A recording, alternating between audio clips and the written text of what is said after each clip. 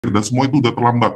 Apa kita para minoritas mengikut Yesus di NKRI mau juga seperti itu? Apalagi yang bisa ngebangunin semangat kita semua para minoritas ini gitu loh, sampai ada sense of urgency-nya gitu loh. Apa sampai mencapai tahap di mana kita semua harus pakai apa, misalnya salib warna biru atau apa, lencana seperti bintang Daud kuning itu, baru pada bangun. Kita lihat di Afghanistan, image pas rakyat Afghanistan rame-rame bikin paspor, kita cuma bisa bilang, kasihan. Habis itu kita lihat image ibu-ibu di Afghanistan, yang hanya ingin nyebrang jalan mau beli susu untuk bayinya, ditembak pakai AK-47 karena pakaiannya dianggap tidak sesuai syariat Taliban. Cerita tentang ini ya, KC, tentang oknum. Ini ada oknum jenderal polisi. Silakan ini susu udah. Ya, shalom, rahayu, buka, jus, kubrak, ulala bebe. Salam damai, salam merdeka, salam sadar. Luar biasa. Jadi, salam 15 miliar. Iya nih, salam jam tangan 15 miliar, jalan private jet. Jadi yang Pak KC dianiaya sedemikian rupa itu udah 1.200% A1 benar ya, udah bukan simpang siur lagi ya. Waduh. Iya, ini sekarang Pak Saifuddin juga udah klarifikasi juga A1 ya berarti ya. Iya, saya kemarin sampai nggak tidur sama sekali semenit pun, Pak. Nonton replay live Bapak yang kemarin, Pak. Saya dengarkan deskripsi yang begitu nyata ya, bagaimana Pak KC itu dihajar habis-habisan sampai lebam-lebam. Mukanya dilumurin pakai tai, gila loh. Kalau dihajar nggak apa-apa, dipakai tai dikasih loh. Ya, sangat tidak manusia sekali, sekali ya. Dan juga kemarin Pastor Cairo Anwar juga deskripsikan ya metode-metode aniaya yang kemungkinan juga dipraktekkan ke tubuh Pak KC juga ya, yang dihajar sedemikian rupa, pelan-pelan sakit kuning, organ dalam gagal, pelan-pelan mati, 6 bulan paling lama ya. Aduh, tadi Pak Saifuddin Ibrahim juga udah lengkapkan lagi kan beberapa detail lagi ya. Kemarin itu Pak Paul dan teman-teman, saya dengar itu semua, mata saya terbuka Pak, karena efek kejut yang ada.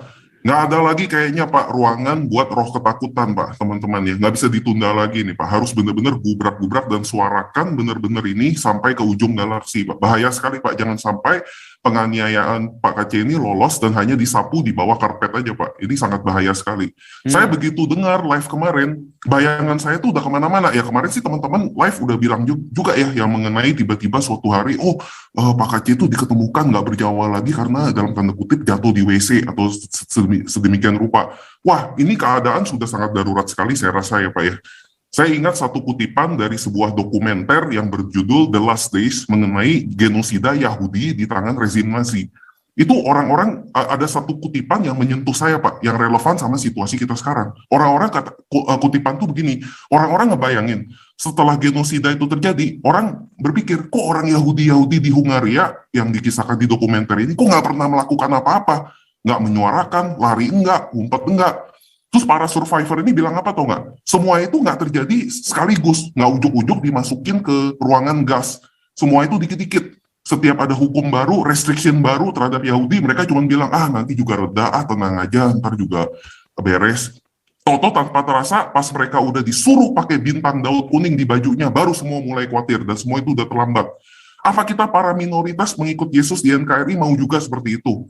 Apalagi yang bisa ngebangunin semangat kita semua para minoritas ini gitu loh, sampai ada sense of urgency-nya gitu loh. Apa sampai mencapai tahap di mana kita semua harus pakai apa, misalnya salib warna biru atau apa, lencana seperti bintang Daud kuning itu, baru pada bangun. Kita lihat di Afghanistan, image pas rakyat Afghanistan rame-rame bikin paspor, kita cuma bisa bilang, kasihan. Habis itu kita lihat image ibu-ibu di Afghanistan, yang hanya ingin nyebrang jalan mau beli susu untuk bayinya, ditembak pakai AK-47 karena pakaiannya dianggap tidak sesuai syariat Taliban. Bagaimana orang-orang, anak-anak yang lari ke perbatasan Tajikistan diberondong seperti hewan pakai submachine gun, rampasan perang dari Amerika. Saya rasa kalau masih diliputi roh ketakutan juga, masih diam juga, saya harap teman-teman semua udah latihan push up dan pull up 4.000 kali setiap hari, supaya siap-siap bergelantungan di roda pesawat terbang ketika khilafah berdiri ya, seperti di Afghanistan kemarin. Yang mendingan coba bergelantungan di roda pesawat dan jatuh ke tanah pas pesawat udah take off, dibandingkan berada di bawah kekuasaan khilafah. Duar, selamat datang di kebenaran, selamat datang di khilafah. Mari kita semua, terutama para Kristuber ini bangun. Jatuhkan ego kita semua, seperti yang Pak Bang Supri tadi bilang ya. Jatuhkan obsesi terhadap sensasionalisme dan angan-angan subscriber dan views dan AdSense kilat. Fokus dengan misi kita bersama. Penting semua roh ketakutan mulai saat ini juga. Gubrak-gubrak, tapi jangan lupa berhikmat, terutama yang masih di tanah air. Suarakan terus suara kebenaran demi keutuhan NKRI dan Pancasila. Dan langkah pertama selanjutnya setelah ini, seperti yang Abi Saifuddin tadi bilang, tuntaskan visum dan bongkar habis semua yang berkaitan dengan penganiayaan Pak KC ini. Dan untuk kalian semua pihak yang di belakang penganiayaan ini, apapun pangkatnya, berapapun kemewahan yang dipunya, kalian akan dipermalukan satu persatu. Gusti Ora Sare, salam merdeka, salam damai, dan salam sadar. Demikian. Jangan lupa viralkan video ini. Dipotong, diviralkan, dan subscribe Susu Kuda channel ya. Channel YouTube Susu Kuda. Ya, tolong di-subscribe, diramaikan juga, karena salah satu corong buat menyatakan kebenaran. Kita juga yang membantu memviralkan video ini juga. Ini harusnya Pak Victor Mandayo nih. Pak Victor Mandayo, Bung Beta, lalu ini ya Penatua Bahari Ghazali ya. Silakan Pak Victor Mandayo. Oke, salam semuanya. Poso. Luar biasa. Salam. Poso. Salam perdamaian, salam kedamaian. Ya, Oke, jangan lupa subscribe channel Warta Sesungguhnya. Wah, Victor Mandayo. Di situ kelihatan, makanya saya belum ganti itu, tetap logonya Warta Sesungguhnya. Oke, Pak Paul, ini kan saya menyorot lagi kembali orang-orang yang merasa aman. Maaf kata, saya pinjam kata Pak Paul, yang mengenakan jam Rolex 15 miliar. Yang mempunyai private jet. Ingat, Ester 4 ayat 13. Jangan kira karena engkau di dalam istana negara, hanya engkau yang akan terluput dari antara semua orang Yahudi. Itu perkataan Mordekai terhadap Ester. Ester disuruh untuk menghadap raja. Tetapi Mordekai adalah orang yang bijaksana, untuk meminta Ester dan seluruh orang-orang Yahudi untuk berpuasa. Nah, kembali kita bertanya kepada diri kita sendiri terhadap penistaan, persekusi yang terjadi di Indonesia. Apakah kita orang Kristen melakukan puasa? Artinya kita bersehati. Mari kita lakukan puasa. Karena puasa sanggup menggoncang langit dan bumi. Terhadap kasus Pak KC, apakah kita berdoa dan kita melakukan puasa? Adakah di antara kita? Kita koreksi diri juga. Kalau minta ke Tuhan, lakukan dengan sepenuh hati. Jangan hanya berani depan mic, hanya berani depan kamera, teriak-teriak. Habis itu kalau kembali ke kehidupan sesungguhnya, kebanyakan orang ketakutan. Roh ketakutan itu kembali.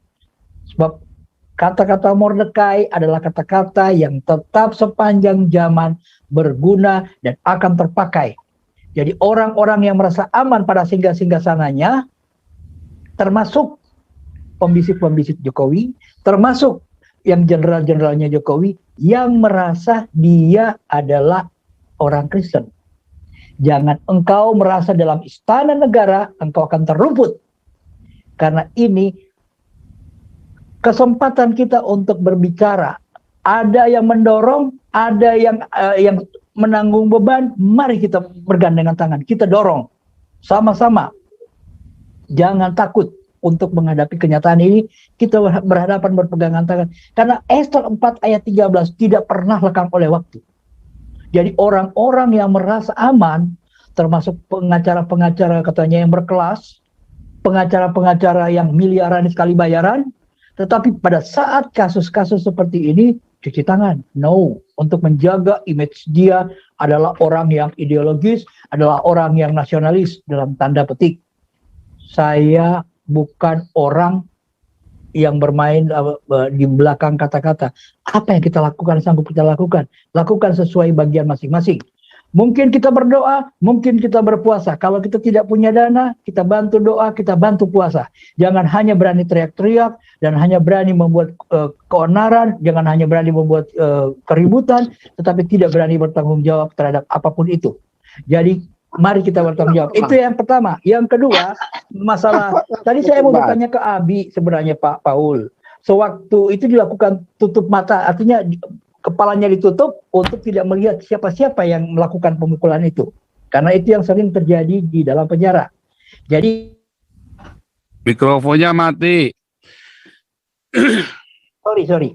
Karena saya Kalau yang matanya ditutup dikarungin itu yang amatir. Kalau ini memang benar-benar orang yang berani. Ya. Oh, beda kelas. Beda Kan saya belum kelas. tahu Pak Paul, saya nggak sempat dengar tadi.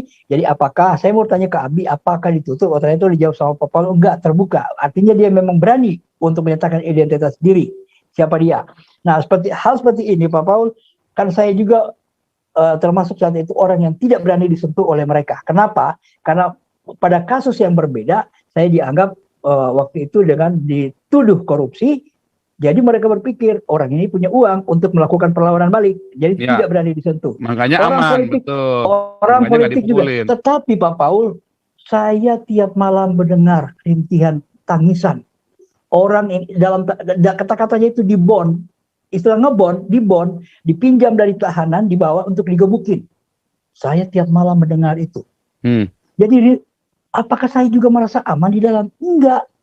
Saya punya uang, enggak aman juga. Kenapa? Sewaktu-waktu bisa terjadi sama saya. Dalam arti saya minoritas saat itu juga di dalam. Minoritas dalam arti saya Kristen. Nah, mungkin dari segi itu mereka bisa melakukan. Makanya saya bilang saya juga tidak merasa aman saat itu. Makanya saya bilang saya melihat kejadian-kejadian seperti itu, istilah dibon. Jadi kalau kunci Pak Kace itu, apalagi dia masih di Mabes, itu belum di tahanan LP, artinya sebenarnya itu kuncinya itu dipegang oleh satu orang yang bertanggung jawab. Tetapi atas pimpinan, suruhan pimpinan atau siapapun bisa ngebon, orang itu diambil untuk digebukin, udah biasa. Itu hal yang biasa. Makanya saya bilang Pak Paul, adanya Pak Kace, sekaranglah ibaratnya kita lemparkan ini, kita buat bom sebesar-besarnya. Ya, ini makanya ada orang yang berani nih, ya kan? Pak Saifuddin Ibrahim kan representasi kita yang ada di luar negeri ini. Makanya kita harus support juga. Ini kan. Oke, terima kasih Pak Victor. Ini lanjut.